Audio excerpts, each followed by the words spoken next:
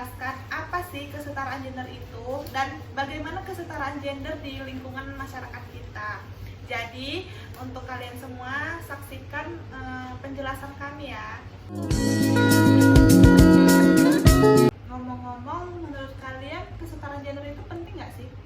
Kalau menurut aku sih penting karena kesetaraan gender itu merupakan hak asasi kita sebagai manusia. Salah satunya hak terbebas dari segala macam ketakutan, hak bebas dari tuntutan, yang mana itu tidak hanya diperuntukkan bagi pria, tetapi wanita juga bisa mendapatkan kesetaraan gender tersebut. Kalau menurut kamu, Nifah? Kalau menurut aku sih juga penting karena kesetaraan gender itu keadaan setara antara laki-laki dan perempuan yang memiliki hak dan memenuhi kewajiban. Begitu ya. Tapi kalau menurut aku kesetaraan gender itu kesamaan antara perempuan dan laki-laki untuk memperoleh hak-haknya sebagai manusia. Contohnya laki-laki bisa mendapatkan hak untuk melakukan di bidang hukum, politik, sosial, budaya, dan bahkan mendapatkan pendidikan tinggi. Begitu juga kita sebagai perempuan, kita juga berhak mendapatkan itu semua. Jadi kita bukan hanya laki-laki yang bisa mendapatkan itu dan lebih tinggi dari kita, begitu sih menurut aku.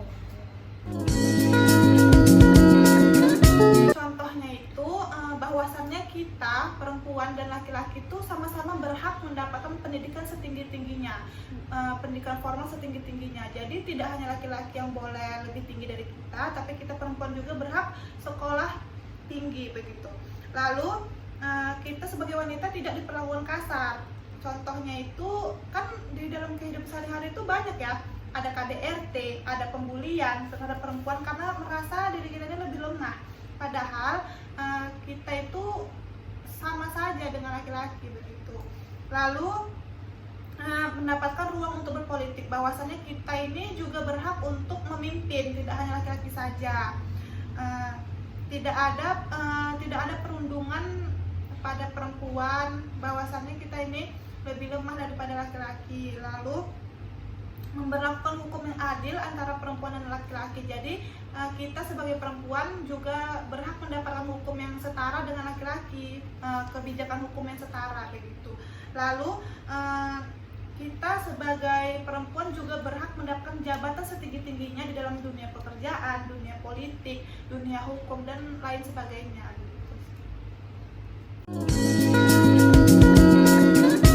Tapi di balik kesetaraan gender, kalian tahu nggak sih bahwasannya ada ketidakadilan gender? Ketidakadilan gender itu adalah bentuk pembedaan perlakuan antara laki-laki dan perempuan. Tidak hanya perempuan saja yang bisa diberlakukan seperti itu, namun laki-laki juga. Tetapi di lingkungan kita sekarang ini lebih banyak perempuan yang mengalami ketidakadilan gender. Contohnya, wanita di dunia ini melakukan 3 kali pekerjaan lebih banyak daripada pria dan tidak dibayar sama sekali. Contohnya mengurus anak, mengurus rumah, mengurus anggota keluarga, dan kita itu diberlakukan sebagai patriarki di daerah mereka begitu. Nah, ini kan tadi ngomong kan ada bahas soal patriarki, Angel. Di sini aku mau sedikit menjelasin atau ngasih pengertian sedikit tentang patriarki. Kalau menurut aku tuh ya, patriarki itu seperti menekan pada superioritas kaum laki-laki dan kaum perempuan yang hanya ditempatkan pada wilayah domestik, seperti berhubungan dengan rumah tangga. Berarti di area rumah tangga itu Ya, dilakukan patriarki terhadap wanita begitu dan ya. yang lebih menonjolkannya lagi itu di seperti perempuan yang seperti tadi Angel jelasin contohnya, Lebih ke perempuan ya. Selain dari patriarki, bentuk keadilan dari kesetaraan gender ini terdapat dalam ranah pendidikan. Akses perempuan itu lebih kecil daripada laki-laki. Kenapa gitu? Karena perempuan ini nggak mendapatkan pendidikan yang setara dengan laki-laki. Hal ini bisa berdampak besar loh pada pada pekerjaan yang akan kita ambil nanti ke depannya gitu. Berarti di zaman sekarang ini lebih tinggi laki-laki begitu ya di dunia pendidikan ya. Pendidikan. bahwasannya kesetaraan gender ini udah tercantum di dalam Al-Quran. Contohnya itu ada pada surah Al-Hujurat ayat 13, bahwasannya kemajuan perempuan dan kesejajarannya dengan kaum laki-laki. Lalu ada pada surah Al-Qiyamah ayat 37 sampai 39, bahwa proses dan fase pembentukan janin laki-laki dan perempuan tidak berbeda. Lalu ada pada surah An-Nahl ayat 97, Islam menjamin kebahagiaan di dunia dan akhirat bagi perempuan bila komitmen dengan iman dan menempuh jalan yang saleh, seperti halnya dengan laki-laki. Lalu ada pada surah Al-Imran ayat 195, perbuatan yang dilakukan perempuan setara dengan apa yang dilakukan laki-laki, amal masing-masing dihargai oleh Allah. Maksudnya di sini adalah kita sebagai kaum perempuan itu sama dan sejajar dengan kaum laki-laki, tidak dibeda-bedakan. Nah, selain dari ayat Al-Quran yang dijelaskan sama Angel tadi, terdapat juga pasal-pasal yang mencakup tentang kesetaraan gender.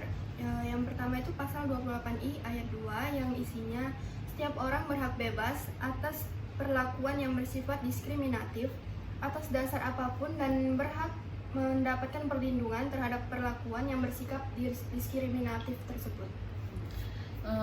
Dan di sini kesetaraan gender juga terdapat pada pasal 27 ayat 1 Undang-Undang Dasar tahun 1945 yang berbunyi, sesungguhnya konstitusi negara kita sudah mengkonfirmasi tentang kesetaraan gender di negara tanpa memandang gender. Begitu ya. Nah, dari apa yang kita obrolin dari tadi nih, apa sih kesimpulan yang dapat kita ambil? Kalau menurut aku nih ya, yang dari tadi kita obrolin itu ada beberapa yang aku simpulin dari kesetaraan gender, yaitu kaum laki-laki dan kaum perempuan yang ditempatkan pada wilayah yang domestik, dan laki-laki juga punya hak dan kewajiban dalam membantu kewajiban perempuan dalam mengurus rumah tangga, keluarga, dalam mengurus anak, seperti itu.